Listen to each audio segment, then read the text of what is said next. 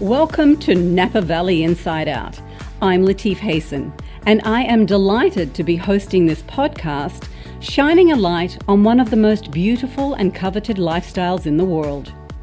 If you're interested in developing a property, planting a vegetable garden, making olive oil, fashion, architecture, interior design, county rules and regulations, biking paths, art, getting into the wine business, farming practices, the tax benefits of owning a vineyard, or the ultimate private tours and tastings, and all the fabulous annual cultural events we enjoy here, and so much more, then you won't want to miss this show. Every week I will be interviewing amazing talent, vintners, entrepreneurs, leaders, consultants, event planners, and more.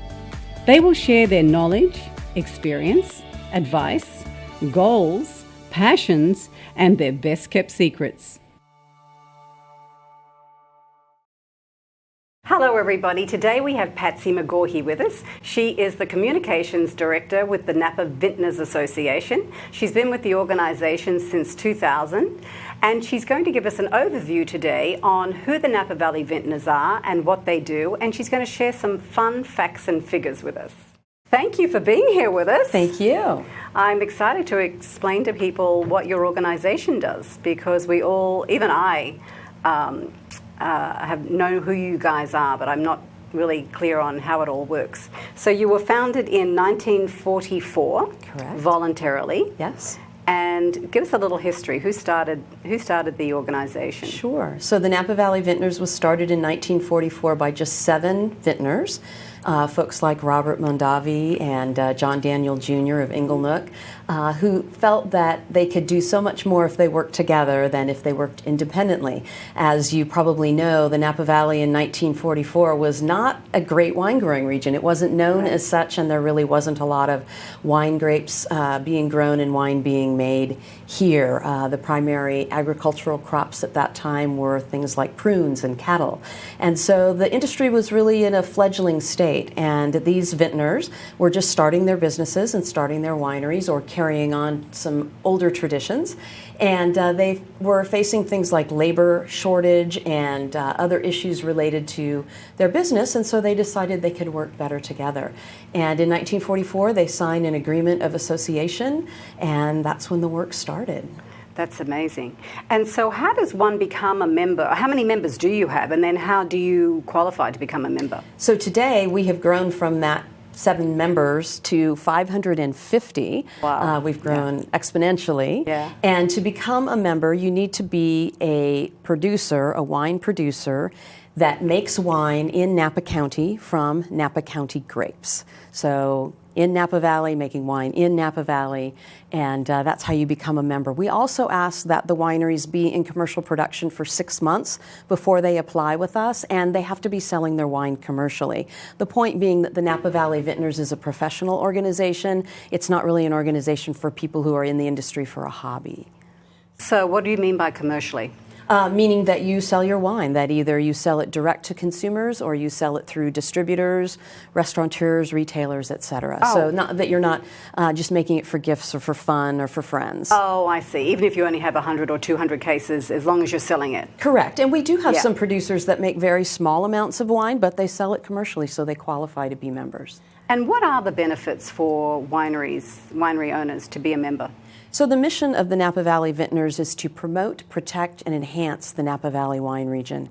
And first and foremost, we want to ensure the significance of the Napa Valley as a wine growing region, and to let the world know that this is an amazing place to grow grapes and to make wine. And the benefit for our members is they have that marketing and that promotional power that we put into it. So if they put Napa Valley on their label, the world understands the reputation of our region. We also work very hard locally to help our community, and we take on some issues that are of interest to those that are in the wine industry as well. And do you do any promoting of Napa Valley wines overseas? We do. Yeah. We target a relatively small set of countries. We don't have endless resources, unfortunately. Yeah. So our international efforts are focused mainly on the countries that are top for California or Napa Valley exports. So that would include Canada, the UK, Japan, and China. Very important market. How many wineries are there and how many labels are there? There's a difference. There is a difference, and I get this question a lot, and people think it's going to have a very simple answer, and it doesn't. It has a fairly complicated answer, so I'm happy to share that with you. Oh, yeah. So in Napa County, there are approximately 475 what we call brick and mortar wineries, or actual winery facilities, places where people can crush grapes and make wines. And within those facilities, there are cases where there are multiple producers, multiple people who have a license to be a winery making grapes, or making wine rather, crushing their grapes there. So we have 475 wineries. Then there are around 1,100 folks who have what is called a producer's license that is issued by the government, the federal government, the Tax and Trade Bureau. And again, some of those might be making wine at a cooperative facility in Napa Valley. Some of them may not have an active license. They have their license, but they're not using it at the moment. Others might be making multiple brands within that license. So of those 475 physical wineries, now we have a little over 1,000 potential producers. Wow. And then how many labels? Impossible to say at this point. That is an unbelievable number. I had no idea. Yeah, and I think it's important to clarify that people might think that that means Napa Valley has the potential to have more than 1,000 winery buildings. No. That's not the case. No, not at all. Not at all. There's different entities that regulate winemaking, and from the county and county government to the state, the Alcohol Beverage Control Department, and then federally through the Tax and Trade Bureau. Yeah, because there are so many people that just make a very small amount of wine. They use a custom crush facility. Exactly. A cooperative, a custom crush. Yeah, exactly. Yeah, amazing. How many acres of vines do we have planted in Napa Valley? This is another bit of trivia that often takes people by surprise. If you drive up and down Highway 29 or the Silverado Trail, it looks like there's a lot of grapevines in Napa, but only 9% of Napa County is planted to vines. It's about 45,000 acres. There's a little over 500,000 acres in total in Napa County, so just 9% is planted to grapes. I can see the look of surprise on your face. That is really, really surprising. Yeah. Very surprising, actually. Yeah. I guess when you take into account all of the hillsides. Correct. If you think about, in particular, the northeastern part of Napa County, which is Lake Berryessa, a lot of rangeland, there's not a lot of vineyards planted out there. And even along the hillsides, yes, there are hillside vineyards, but due to some very high levels of regulation in Napa County, a lot of our county is not suitable for planting of grapes because the slopes are too steep. Yeah, and there's always the water issue and as water well. is an issue, yes. Were the Napa Valley Vintners involved in any way in the thought process that perhaps they might put meters on wells? There was some discussion about that. That's not something that we've tackled directly. We have been part of what's called the Groundwater Task Force, which is a group of folks in the community that monitor groundwater supplies and keep an eye on what's happening with our water resources. And the great news is they come out regularly with reports, and their most recent report showed that groundwater in the Napa Valley, in particular on the valley floor, is very strong, it's very stable, it's very abundant. Even though we've been through periods of drought the last few years. The rain that we got, the heavy winter that we had a couple of years ago really helped to refresh things. And even this past year, we had 75% of our normal precipitation. We're actually in pretty good shape going in now to the grape growing season. Oh, that is fantastic, isn't it? Yeah. Yes. So the Napa Valley, the wine auction, Auction Napa Valley, I know it's a mammoth undertaking every year. I was the co-chair of the visuals committee for the whole auction, all the events back in 2004, 2005 with Christy Parmisano. And I know it was blood, sweat and tears for 9 months. I mean, it was really a fun project, but you guys put so much effort in every year, and it really does take maybe 9 months, 12 months. It actually takes about 18 months or more for each auction. In fact, even though the next Auction Napa Valley is coming up soon, we're already working on the following year's Auction Napa Valley. So it is a long process. It takes a lot of people, not only our staff, but a volunteer steering committee, which it sounds like you were part of. About 400 community volunteers help at the event itself. Many businesses here locally, whether they're restaurants or hotels or other folks that are related to the wine industry, contribute in one way or another. In fact, this year I have a fun story. Some of the high school kids are helping us to build some of our props and visuals. So a lot of people get involved. As they say, it takes a village. It takes a whole community to put on an event of this size and scale. Oh, it certainly does. And you've raised you've raised more than 180 million. I think you've actually given away 180 million in the last 27 years, because this is the 28th year, right? Actually, it's the 38th. Oh, the 38th? Yes. The auction's been around since 1981. That was the first year. And since 1981, we've invested 180 million in the community through Auction Napa Valley proceeds. And the Napa Valley Vintners is so proud that we've been able to do that. Right now, we're helping approximately 25 different nonprofits, whether they be the Boys and Girls Club or the local health clinic, Olay Health, or the 2 hospitals in our community, or mental health organizations. There's so many different ways that we touch this community. In fact, about 100,000 clients of our nonprofit partners are touched by the auction every year. So it's become something I think that's pretty meaningful and pretty significant in our community. We're really proud of that. Definitely, definitely. So do you ever change the charitable organizations that you donate to? We do, and that's a really interesting and thoughtful question. One of the things you learn as a funder is that every now and then you have to stop and you have to look at what you're doing and you have to decide if it still makes sense. And the Napa Valley Vintners has done that a few times over the life of Auction Napa Valley. When the auction first started, the 2 beneficiaries were the 2 local hospitals, Queen of the Valley and St. Helena.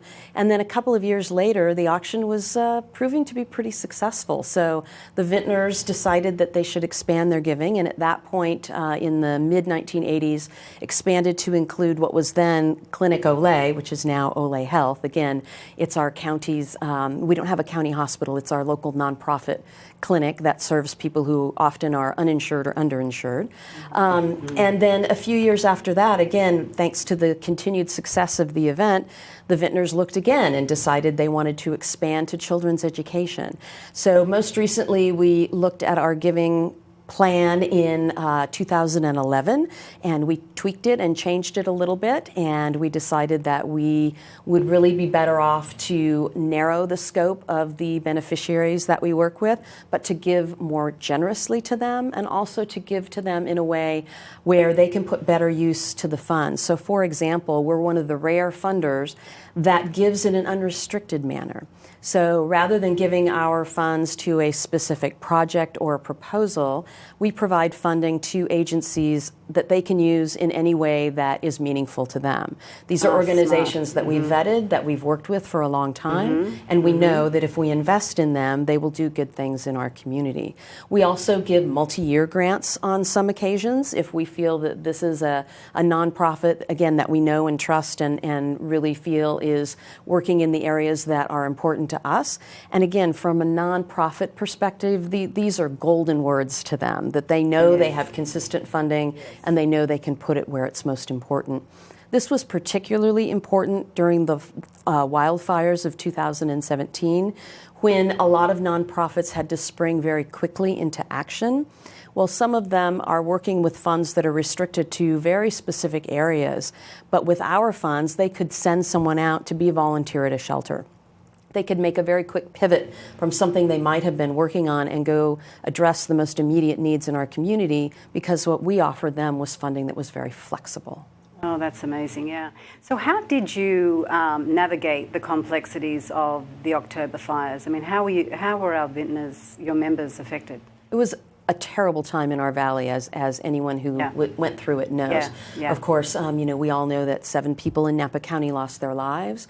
There were, I believe, about 75,000 acres in total that burned. Approximately 700 people lost or had extensive damage to their homes. It was a very tragic time for people in our community. From the perspective of the wine industry, we are so fortunate that we were generally spared.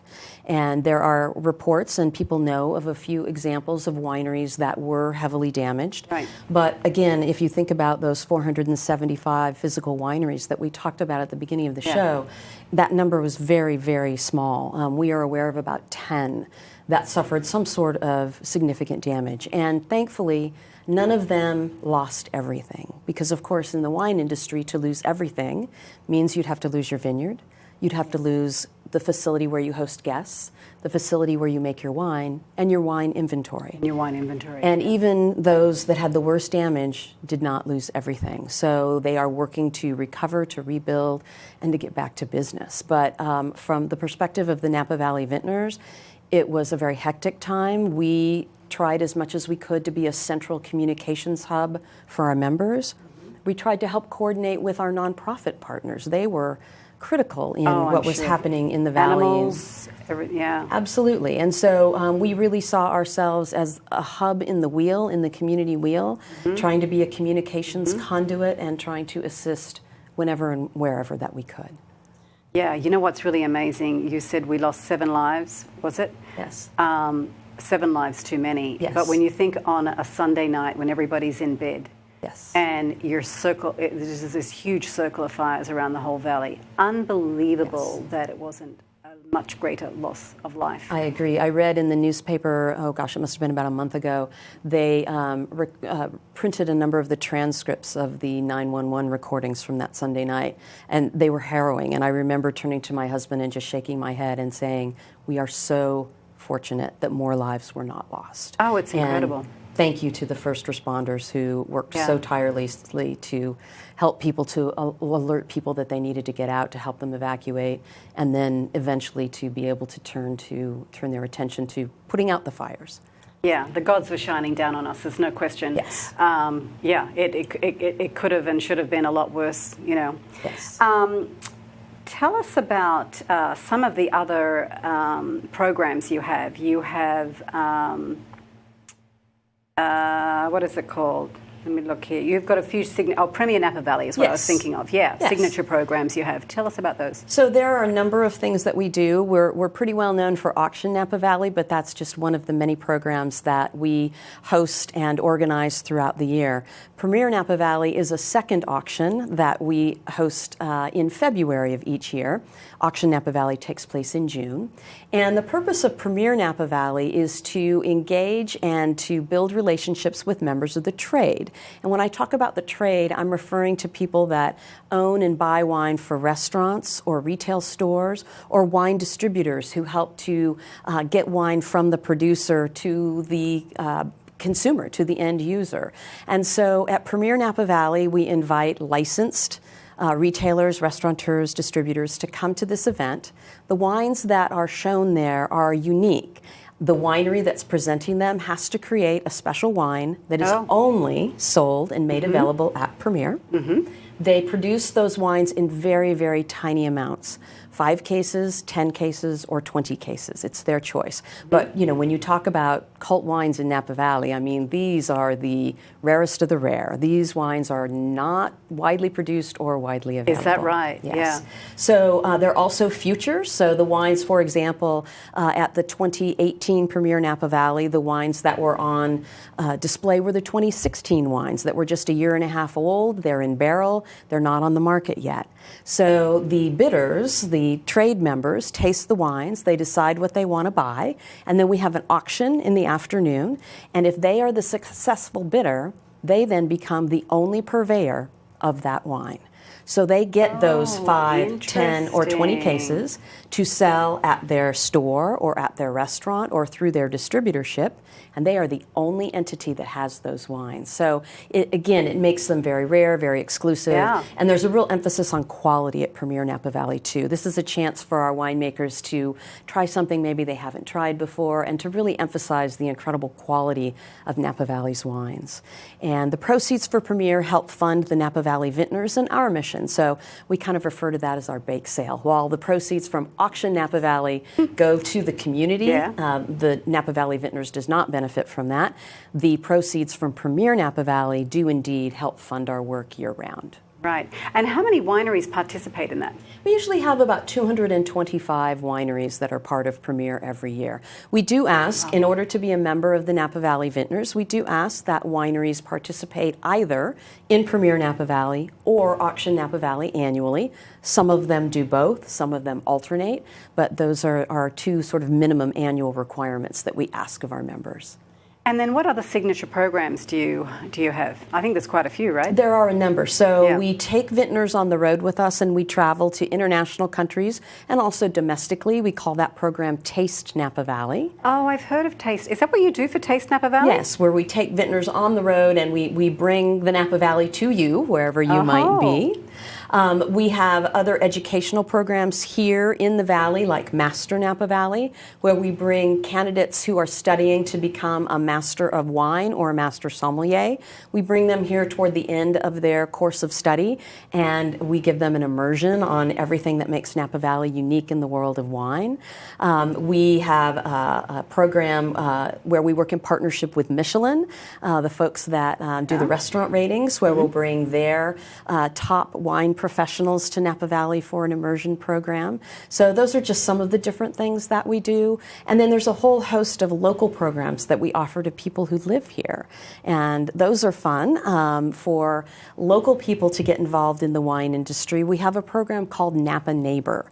And how Napa Neighbor works is we have about 165 different wineries that make some sort of offering available to people in the community.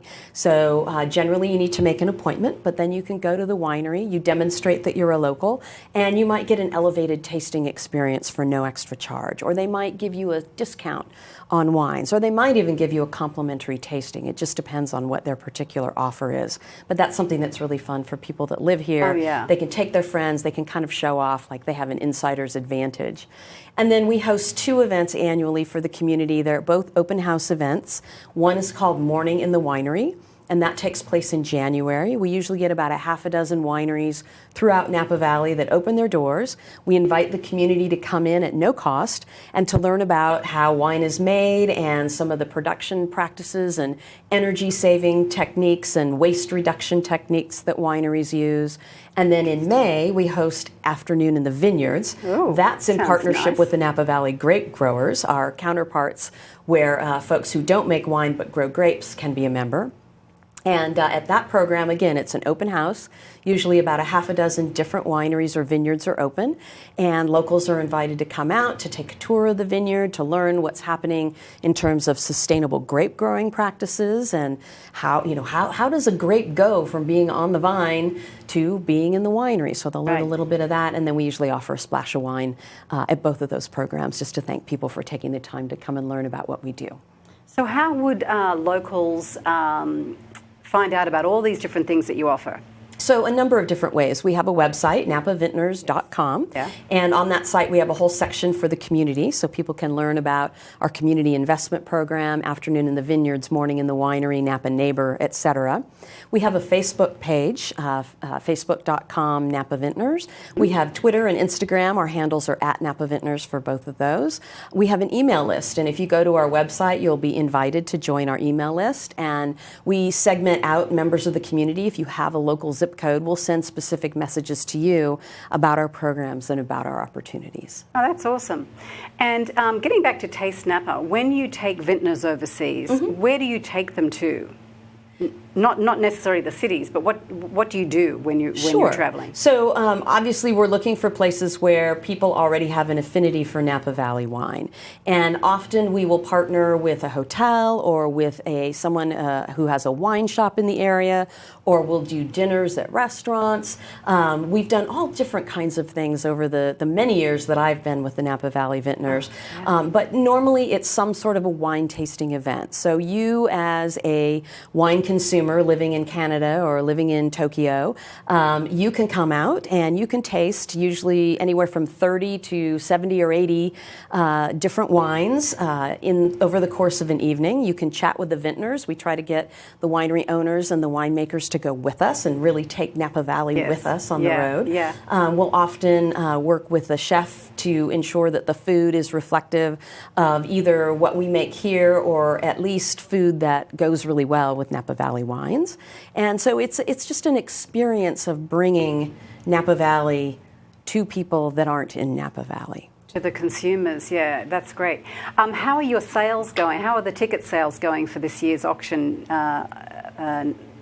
Napa Valley auction? Tickets are good. Yeah. We still have a few packages left, Yeah. but Yeah. we're excited and looking forward to having a wonderful group of bidders join us and to continue our fundraising and to be able to make yet another investment in the community a little bit later this year. What are some of the highlights of this year's? Well, this year, the honorary chairs of the auction are the McGaughy sisters. They're fourth generation of the Yeah, Peter McGaughy amazing. senior family, and they are delightful. Yeah. Lovely young ladies that range from their mid-20s to their late 30s, so they're next generation, again, fourth generation. And staying in the business? And staying in the business and Amazing. excited about the business. Yeah. And they've had so many great ideas and fun suggestions that we've been able to implement. I think one of my favorite things is at Friday's Napa Valley Barrel Auction, which everyone loves. It's a chance to taste wines in barrel and bid on them and have the chance to win them one case at a time. Yes. But we also have a food and wine marketplace at the Napa Valley Barrel Auction. And this year, at the suggestion of the McGaughy sisters, we have a layout that will look like a mini Napa Valley. So from Napa through Yountville, Rutherford, Oakville, St. Helena, and Calistoga, you will wander a pathway where you can taste food bites from restaurants that are known in those areas, Right. and then sip on wines that were made from grapes grown within those areas. We even have a replica of the Napa Valley sign and a replica of the Napa Valley grape crusher that will be on display. So it's going to be really fun, and I think a way to really build pride about what a lovely place the Napa Valley is. That's a great idea. You know, I go every year. I haven't missed it in I don't know how many years. What a wonderful idea to do it that way. Yeah, it'll be a lot of Yeah. fun. You'll really enjoy that outdoor marketplace. And then, of course, inside, and this will all be held at Charles Krug, which Yeah. is in the McGaughy family. Yeah. Inside in their barrel room, and their winery was renovated about 6 or 7 years ago. Yeah. So it's a beautiful facility. Gorgeous. There will be 110 lots of wine in barrels, so you'll be Yeah. tasting right from the barrel Yeah. with the winemaker. And then you can bid on those wines, and if you're successful, you get a case of whatever they're selling, and so that's really fun. You don't get it right away. You have to be patient. Oh, I know. Because I'm they're still waiting wine on last futures. year. Yes, I The am year too. before, maybe. I am too. Yeah, yeah. And then, of course, Saturday is the live auction celebration, which is at Meadowood, Napa Valley, which has been the home of the live auction since 1981. And we will have 32 what we like to call only in your dreams lots. Yeah. These are extraordinary wine collections, experiences, travel, and just opportunities and things that you truly cannot get anywhere else. And thanks to the generosity of our bidders, those lots often sell well into the six figures. So Yeah, amazing. that's the exciting and awe-inspiring part of Auction Napa Valley. You know, it's funny, I always use the funds, the success of Auction Napa Valley, how much money they raise, as a gauge for how well we're going to do in real estate. And it's never failed, you know. And this year I know that luxury real estate is like off the charts. And so I'm expecting that you will have a very, very good year this year. You know, when I first came to the Valley and when I was working on as a volunteer for the auction, it was a big formal gala at night. It's changed now. So It's a little bit more casual. I mean, I think that the world has maybe gotten a little bit more casual. Yes. We still see people come out in what we call Napa Valley festive. And in fact, we have a page on our Auction Napa Valley website that's dedicated to what to wear. And so that's lots great. of fun, you know, the straw hats and the sundresses and the cute shoes and the men in their Hawaiian shirts. And, you know, so it has become a little bit more casual. The live auction now is Certainly, primarily yes. a daytime event. Yeah. But there are also vintner dinners in the evenings at private homes and wineries. And I was people gonna get a ask you little, about that. They get a little more dressed up for that. But yeah, so that's on. You do that Thursday and Friday night, that's right? correct. On Thursday and Friday night, our vintners open their homes or their wineries, and those are much smaller, more intimate events. At the barrel auction, we usually see around 2,000 guests, and at the live auction, around 700 or 800. At these dinner parties, it's more like 20 to 40 people. So they're much more intimate, and a chance to really get to know your host and your fellow dinner goers. And usually there's a renowned chef that's there, and they're great. The food and wine are exceptional, and oftentimes the vintners will dig deep into their cellars and come up with some fun things to share with their guests. I've been to a couple of those, but not for years. I'm going to one this year, which is really lovely. Oh, excellent. Yes, they're very fun. So can you tell our viewers who are not familiar with the wine auction, like how the packages work, that you can go to things separately, you can buy a package? Yeah.